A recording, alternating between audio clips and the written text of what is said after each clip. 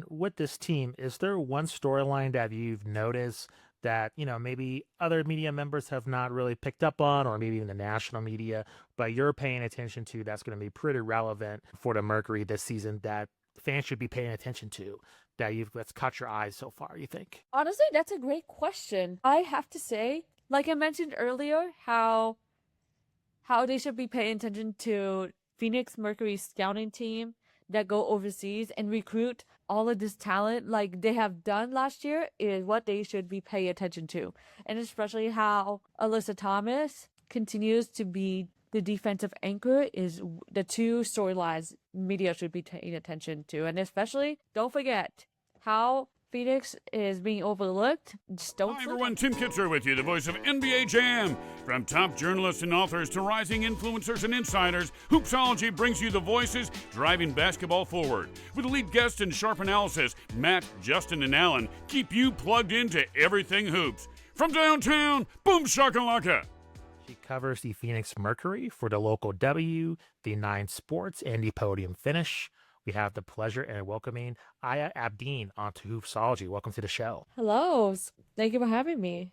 Of course. Absolutely. A busy season. Yeah, absolutely. I've been telling a lot of the other journalists we've had on the show that I'm glad the CBA negotiations are concluded. We can focus on basketball and, get ready for an exciting season. So. Thank God. Right.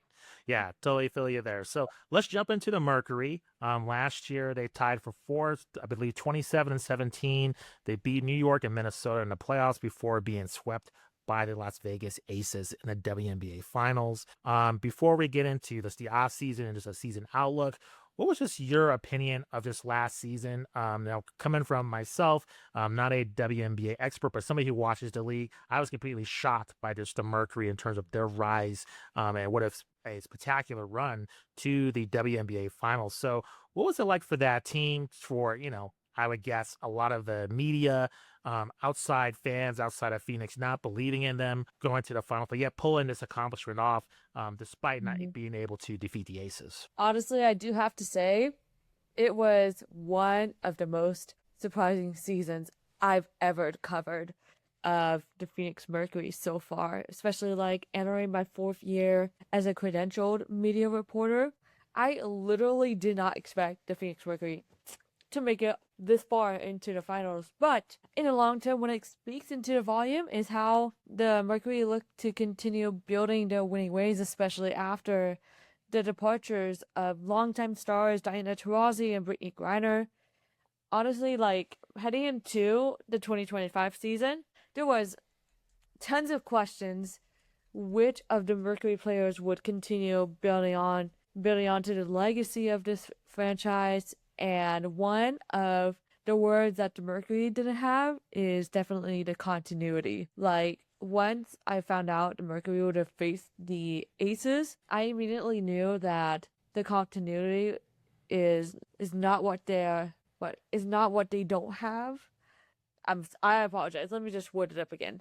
So, heading in to the finals, I immediately knew the Mercury would not match up really well with the Aces, especially with how the Aces has more experience with the team chemistry compared to Phoenix's side. Respect to the Las Vegas Aces. They've won 3 championships in 4 years, especially with the dominance of A'ja Wilson, the league's only 4-time MVP, which is hard to beat. One of the best to ever play, especially even before turning 30. Like, hell of a career for A'ja Wilson so far, and I'm excited to see what more she has heading into this year. But back to the Mercury side, Phoenix has had a hard time definitely guarding A'ja Wilson. And there were times when Nate Tibbetts had to find out who was basically going to match up pretty well with A'ja Wilson. Still, it didn't work, and that's when the Mercury got swept in the finals. Kahleah Copper and Alyssa Thomas and DeWanna Bonner and Sammy Whitcomb were the only players who has tons of experience in the finals in the past. But rounding out the rest of the squad, Satu Sabali, she had one of the best years of her career so far with Phoenix, but it's sad to see her go, and especially how her tenure had to end that way. especially after dealing with a difficult concussion in Game 3 of the series. But now heading into this year, despite losing Satu Sabali in the off season, what they have better this year is the continuity of the squad compared to last year. So let's look at it this way. At least it's progress, and at least that's a building block for Nate Tibbetts and General Manager Nick Uren to continue building for years to come. And I'm excited to see how it will all unfold for sure. No, totally agree. You mentioned that they lost Satu Sabali. What other free agent moves caught your eye for the Mercury, either positively or negatively? And, that we talked about the CBA, how a lot of players sign 1-year deals. So there's a lot of movement in terms of like players going in different places and stuff like that. So how did the Mercury how were they able to really overcome that in terms of keeping that core roster as best they can while gaining some new players as well? Honestly, one of the player that got me really fascinated, who has been a part of this roster for 2 years now, is Natasha Mack. How she gained 10 to 15 pounds of muscle this off season, and especially having this type of experience playing in Athletes Unlimited has helped her become where she wants to be. And then what I've observed from Mac herself during the preseason is how athletic she has been. Like she's looking to attack in a perimeter, like basically, and especially being the double machine. Like I'm excited to see what more Natasha Mack has in store for this Mercury team. But one of the new players that caught me in my eye is bringing in like tons of overseas talent. That's what Nick Uren and the scouting team is known for. Mind you, they can surprise you with the type of overseas talent they brought in from last year. But this year, I'm interested to see what Valiant Ayayi brings to this Mercury squad, and especially Kara Linskins, another familiar Olympian on in Belgium. I mean, adding on to it, Ayayi is a 2-time Olympian for the French women's national team. You can see how the French women's national team has been getting more attraction across the country, and especially more fans paying attention to the game of women's basketball as well. But back to Ayayi, she brings in the versatility on both ends as a court, and she also has experience playing alongside Alyssa Thomas for Praha, which I'm always pretty fascinated to learn more about as the season goes on. And I'm excited to continue seeing the continuity of Bonner, Copper, Hack, Whitcomb, and Alyssa Thomas. Like Thomas, she is known for being a triple-double machine. And you can see, like, throughout the last few years, dating back into 2017, I started following the WNBA in 2016. Basically, I've observed how teams with Alyssa Thomas get overlooked, and they do better than what experts have expected the team to do. And I'm honestly pretty fascinated to see how they can continue getting back into being the underdogs once again. That's what they're known for. Like they've spoken about enduring the underdog. I meant to say getting used to the underdog mentality and especially the continuity. That's the two things that they have brought up so far in training camp. Yeah, that's interesting you bring that up because, them having this run to the WNBA Finals, expectations are going to be high, but yet keeping that underdog mentality, I think, keeps them hungry and kind of not feeding into their own hype. So they only had one preseason game, I believe, against the Sky. They were victorious. Did you see anything within that performance that capture your eye and that maybe maintain that underdog spirit, or do you think it's just a new team they're trying to work out the kinks for this 2026 season? They actually played 2 preseason games, one against the Sky in Sioux Falls, where Nate Tibbetts and Megan Vogel had their homecoming, and then there was another game which I mentioned. Phoenix had its only home game against the Japan women's national team, in which former Phoenix Mercury head coach Corey Gaines had his homecoming, and I got the opportunity to speak with him about how special it is to return to Phoenix, especially after winning 2 championships with the organization and while being a part of it as an assistant and head coach from 2006 to 2013. So going back into what I observed from preseason that really caught my eye is Kahleah Copper getting back into her dominant scoring self on the offensive end. Like, she is, drilling those 3-pointers while being aggressive on the defensive end. That's what really stood out to me. And I'm not surprised by what I saw from Alyssa Thomas. Like, she picks up where she left off last year, mind you. And now as they're looking to finalize their roster, I'm so fascinated to see which 2 players who will be brought back on developmental contracts. Okay, we're done. Even though she didn't play the second preseason game due to knee injury, she has been pretty efficient from the 3-point line. And Jillian Aline, like, knowing that she was drafted in second round of the 2016 WNBA draft by the Mercury, I'm pretty impressed with what I saw from Jillian just by being waived. And Shea Seisky, my goodness, like, when she contributed off the bench, I was really pleased to see what I saw from her. But I could see Shea Seisky ending up on a WNBA roster someday. And as well, Kiana Williams, another one of the returnees from last year, how she's been contributing off the bench is what I'm really pleased to see. Like, she has been drilling those 3-pointers. That's what Nate Tibbetts loved to see. Defense and making plays on the offensive end. So I'm honestly really excited to see how this Mercury team will look like and how they can, surprise everyone once again. Because that's what they're known for, is being the underdogs. So yes. So looking at the Western Conference, who do you think is going to be their biggest competition?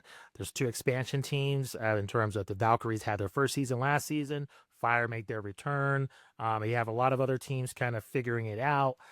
Who do you think is going to pose kind of the biggest threat to be at the top of the Western Conference, you think? I could see Las Vegas as definitely the biggest competitors, especially knowing that they have the trio of Chelsea Gray, Jackie Young, and Asia Wilson, along with the returns of Jewel Lloyd, who has been, oh my goodness, really impressive from the 3-point line just last year. But I feel really bummed about Dana Evans not being able to play, but we have to see how she's going to recover throughout the season. But I'm so interested to see how Mercury and Aces will match up, especially Mercury making those adjustments like during the off season and bringing in more overseas talent to complement alongside Alyssa Thomas.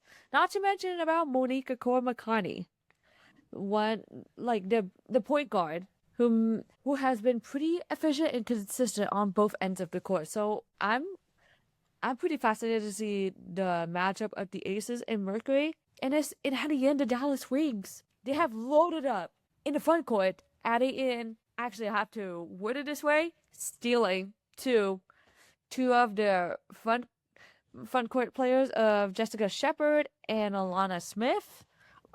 My goodness, I'm so interested to see how this season will play out for all Western Conference teams. Not to mention, there's another team that I have in mind that I've been keeping an eye on too, is the Golden State Valkyries. Adding in Gabby Williams, one of the best defenders and scorers. Like, wow.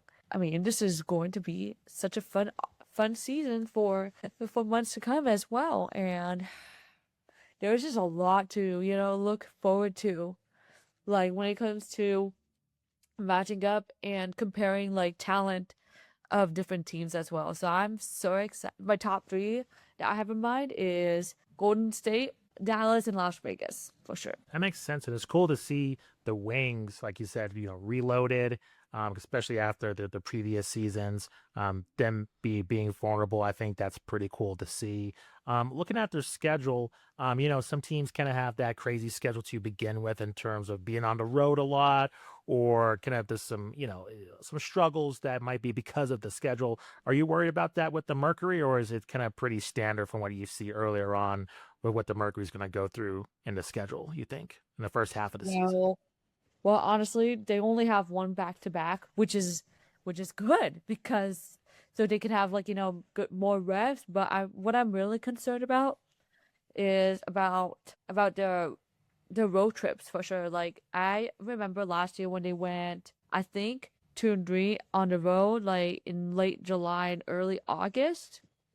And like still like how they had to basically find a team chemistry, especially like adding in Joanna Bonner in the mid season is what I'm pretty concerned is how they can continue their footing when it comes to tough scheduling at the same time. Like knowing that they also have like every team has a break as national teams go to the World Cup in September. That could be pretty good for rest and recovery too, but also continuing the performance is what I'm really excited for this Mercury team is thank God they only have one back-to-back, which is bummer to say the least is the start of the season, but as it goes on, they'll get like, hopefully I can see them getting more comfortable. But I'm so fascinated that there'll be some of the days when Phoenix will have 2 road games in the same city, which I'm always pretty fascinated about. So other than that, I'm excited to see how the season will go. With the Mercury going to the finals, what is the feelings of the fan base? Do they have huge expectations for this season? Are they realistic? What's kind of their, feelings overall in terms of their expectations for this team? Are they expecting, hey, we're going to win a title this year? Or are they being realistic in terms of what this team can offer, just considering they lost Satu?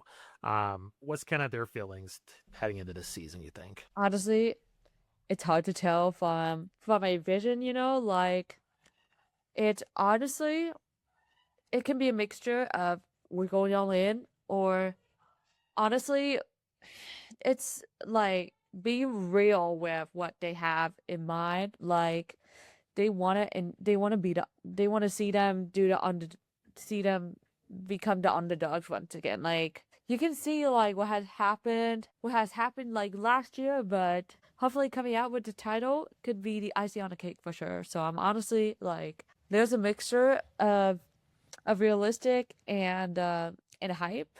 Like this is honestly really interesting to see. And with this team, is there one storyline that you've noticed that, maybe other media members have not really picked up on, or maybe even the national media, but you're paying attention to that's going to be pretty relevant for the Mercury this season that fans should be paying attention to, that's caught your eyes so far, you think? Honestly, that's a great question.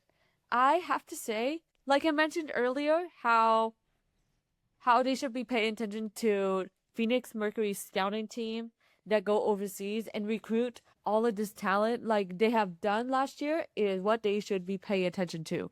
And especially how Alyssa Thomas continues to be the defensive anchor is the 2 storylines media should be paying attention to. And especially, don't forget how Phoenix is being overlooked. Just don't sleep on them. No, that makes sense. In terms of the rest of the WNBA, is there any other storylines that you're paying attention to this season? Definitely a lot of movement during free agency, new expansion teams, anything that kind of catches your eye that either is falling under the radar or just you're really excited about?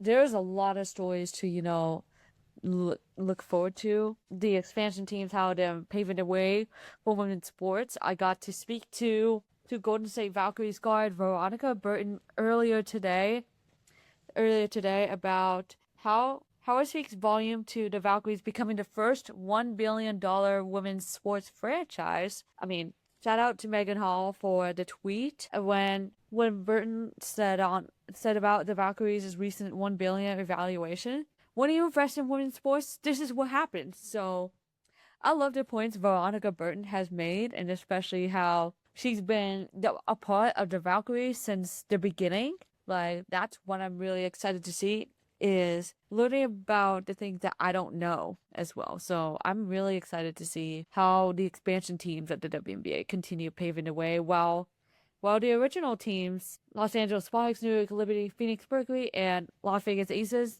also used to be the Utah Stars, don't forget, celebrating their 30th anniversary. So I'm excited about about many storylines to pay attention to. It should be in a very exciting season. Aya, thank you very much for spending the time. Truly appreciate it. Can you let our audience know where they can find you on social media, where they can find your work, and anything else that you want our audience to be aware of as well? So I have different social media platforms. So my X account is Aya Abdeen. It's spelled as AYABDEEN.